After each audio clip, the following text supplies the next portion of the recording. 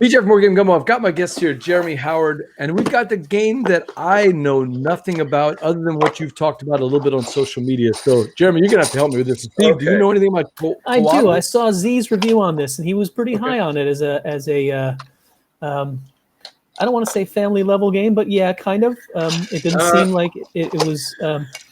What's the elevator pitch? What's it about, Steve? Okay, so in this game, you are building these things called Coatls. Okay, they look like this, like that. They're going to be a dragon's, like a tail, and then you're going to have a whole bunch of pieces that put them together.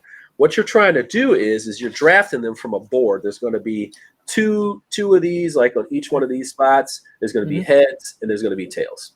Okay, hold on. Right. What happens is when you do that, you're going to be grabbing them and you're going to be putting them on your little player board. Now, as you're doing this, and what you're trying to do is get enough so that you can start fulfilling these prophecy cards right here.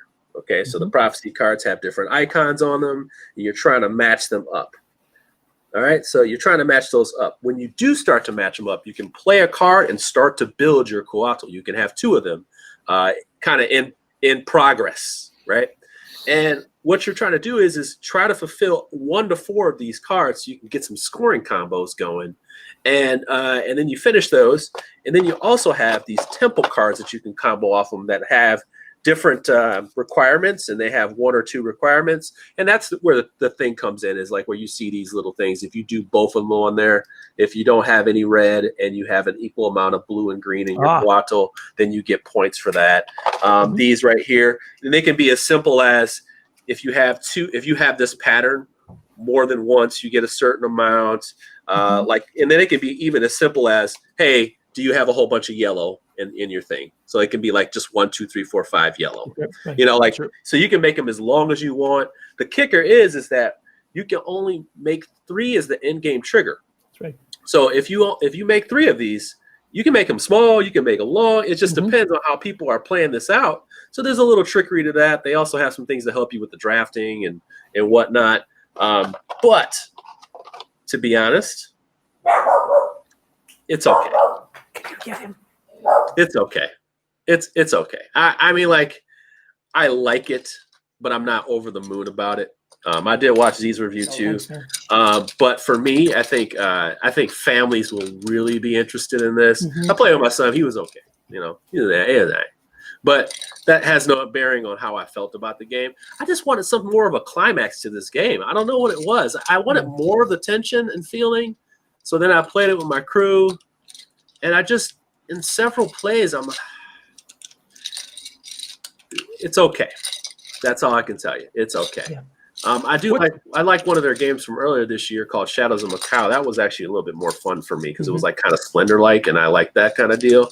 This one, you're going to have that nostalgic feeling. I can't remember the name of that kids game. What is that kids game where you put the little pieces together and they, you know, like they kind of hook together and it's like chains and you kind of Barrel of Monkeys? I just can't remember what the game was when we were kids, but you kind of Barrel of Monkeys. Yeah, I just can't remember what it was, but like. Yeah, it has that fun, nostalgic feeling, like Reef, you know, with all these nice little pieces that kind of clump together. I can't deny that. It's beautiful. It feels fun, but it's not climatic. It doesn't feel like I have these overwhelmingly awesome decisions to make. Thomas says, seems like a race to make 3 and not much more. That kind of sounds like your opinion. I'm serious. It's disappointing to have that because you think like, hey, I want a game that's 30 minutes. I want a game that's 30, 45 minutes that we can play open, close game night with. I'm always looking for those types of games. I never get tired of putting them in my collection. I have to find mentally a way to get rid of them. And I do. It's like a struggle for me to get rid of tiny, you know, card games. Actually, I don't get rid of card games. But it's, you know, and you're looking for that next one. And I have several this year. This was the one I was so excited about. And I was just like, it's okay. Yeah, I was thinking it was going to be like a Karuba where there's a race and there's some tension and everybody's staring at each other's boards, but I'm not feeling it from you. Yeah, I just didn't feel like overwhelmingly excited about the game. There's nothing wrong with it. It just It's getting good reviews, good ratings. It is getting good reviews. And one of the things, like you said, I love those 1 hour wonder games. And from what I've heard, Steve, this is about 30 to 60 minutes. Yeah, so that seems shorter. Right in line with us. It's not going to be there for more than an hour, no question. Yeah. But that's the thing is like when you're done, I think that feeling of the toy feeling is there. Much like I said with Reef, I just don't know if this game has staying power. Yeah, but I would play Reef today. Yeah, I would play Reef today. I would play this, and the thing is, I still like playing it. Games like this, they will stick around with me, and then when we get to the point where I got to start making cuts again, or I have to donate, this will probably be like right there to go. Like it's just one of those games. Like I just know that it'll stick around for a little while. And if people want me to show it and play it, I will definitely play it. It even has a solo mode, which is decent. It's decent. But I like the artwork. But hey, as Nick Elkin said, you're building winged snakes. Who doesn't like that, man? There you go, winged snakes. So that's the thing. It's like that nostalgic feeling. Maybe is too much of a. It's asking too much for me because I want to gameplay over everything, you know. And that set collection by making the snakes is interesting enough, but not memorable in the end. Do you think it's fixable with a house rule or an expansion?